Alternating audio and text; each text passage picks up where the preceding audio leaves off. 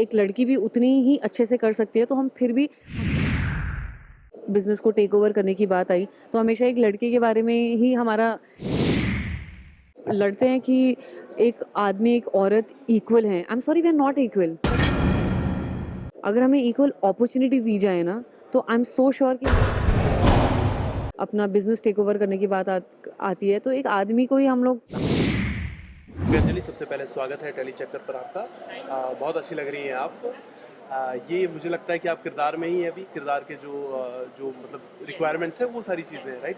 तो सबसे पहले शुरुआत करेंगे आपके किरदार के बारे में, क्योंकि प्रोमो में हमने देखा कि आप एक स्ट्रांग पर्सनालिटी निकल कर आ रही हैं। सारे जो आदमी हैं उनको पीछे छोड़ दिया आपने, एक लेडी सामने खड़ी हो रही है, अपने हक के लिए लड़ रही है। तो बताइए कुछ विस्तार से अपने आपके किरदार के बारे में, कितना एक्साइटिंग ये लोगों के लिए होने वाला है?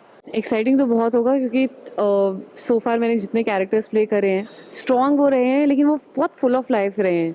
ये कैरेक्टर है जो लिटरली अपने से इतने बड़े लोगों को चैलेंज कर रहा है, पेट्रियार्की चैलेंज कर रहा है। युविका का जो कैरेक्टर है वो इनिशियली इतना स्ट्रॉन्ग नहीं है। इनिशियली वो फिगर आउट करे कि उसे लाइफ में क्या करना है, क्योंकि वो एक छोटे सिटी से आती है, उसकी छोटी एस्पिरेशंस है लाइफ में। वो बहुत खुश है अपनी फैमिली के साथ, और उतना ही चाहती है कि एज लॉन्ग एज फैमिली है मुझे और कुछ नहीं चाहिए। बट ऐसी सिचुएशन आती है जो उसे इस पोजीशन में डाल देती है जहाँ पे उसको रिस्पॉन्सिबिलिटी लेनी पड़ती है, जहाँ वो मेच्योर हो जाती है। एंड वही एक क्वेरी और क्वेश्चन जो है उसको सॉल्व करने के लिए, पजल सॉल्व करने के लिए वो महाजन्स के घर पे आई है।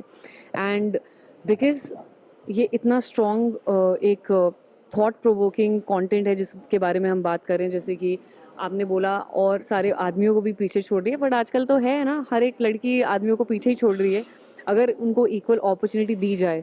तो यही शो है जो इस बारे में बात भी कर रहा है कि अगर एक चीज़ एक लड़की भी उतनी ही अच्छे से कर सकती है, तो हम फिर भी हमेशा एक बेटे को ही क्यों कंसिडर करते हैं। अगर फैमिली बिजनेस को टेक ओवर करने की बात आई तो हमेशा एक लड़के के बारे में ही हमारा इमेज आती है पहले। बट वाई, अगर लड़की केपेबल है तो why not. So this is what we are going to be talking about in this show. Like हम जानते हैं कि आपने काफ़ी सारे किरदार निभाए हैं। ये बताइए कि इस किरदार को जो आपने काफ़ी सारे किरदार निभाए हैं, ये उन सारे किरदारों से कितना अलग है, या फिर आपको कितनी प्रिपरेशन करनी पड़ी इस किरदार के लिए? See it's not content wise देखूँ तो इट्स नॉट वेरी डिफरेंट। मैंने हमेशा से बिकॉज अपने प्रायोरिटी ये रखी है कि मैं ऐसे टॉपिक्स चूज़ करूँ जो ऑडियंस को एक अच्छा मैसेज दे पाएँ। जैसे मेरा पहला शो भी था, इट वाज ऑल अबाउट कि love can happen at any as, कि मैं अपने डैड के लिए एक ब्राइड ढूंढ रही हूँ।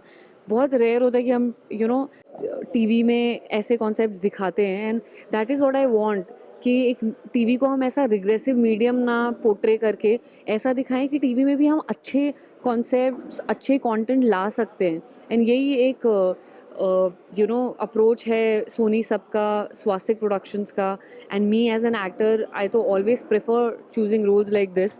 तो मुझे कैरेक्टर के लिए प्रिपेयर करने के लिए ऑब्वियसली हमारी वर्कशॉप्स हुई थी, हमारी रीडिंग सेशंस हुए थे।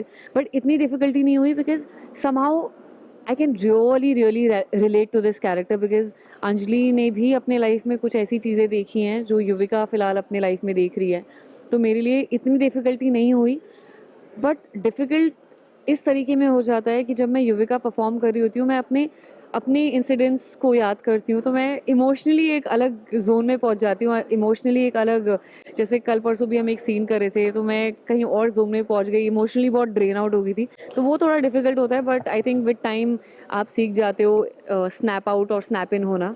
एंड अदरवाइज कैरेक्टर बहुत स्ट्रॉन्ग है, एंड आई रियली होप कि ऑडियंस तक पहुँचे। जैसे कि हम सभी जानते हैं कि लड़कियों को डिग्रेड किया जाता है कि लड़कियां कैसे बन पाएंगी। तो how does it feel to be a part of that show जो लड़कियों को आगे कर रहा है, लाइक वो लड़कियां आगे बढ़ रही हैं वो सारी चीज़ें करके? मेरे शो को हाँ बोलने का रीज़न ही ये था कि जैसे मैंने बोला कि हम हमेशा लड़ते हैं कि एक आदमी एक औरत इक्वल हैं। I am sorry, we are not equal, तभी हम लोग अलग अलग बने हुए हैं। That's why we are not as strong as main.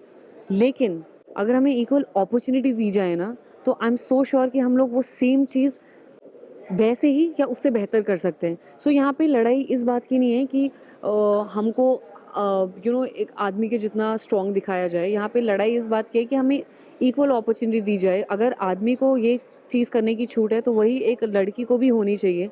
और घर पे जब हम जैसे वंश चलाने की बात करते हैं या हम अपना बिजनेस टेक ओवर करने की बात आती है, तो एक आदमी को ही हम लोग हमारी इमेज पहले आती है, but why? That is the question, that is what this show is all about, कि अगर लड़की केपेबल है तो वाई नॉट? और इनहेरिटेंस, और अगर हम कैपेबिलिटी की बात करें तो विरासत में तो बहुत चीज़ें मिलती हैं लोगों को, लेकिन सस्टेन कितने लोग कर पाते हैं? और जिसको नहीं मिलती ना, उसको उस चीज़ की वैल्यू भी ज़्यादा होती है। सो डेफिनेटली अगर आप कैपेबल हैं तो, और इस चीज़ें बहुत चेंज हो रही हैं लाइफ में, अभी भी चेंज हो रही हैं, और जितना हम उसके बारे में बात करेंगे उतना नॉर्मलाइज़ करेंगे उस चीज़ को।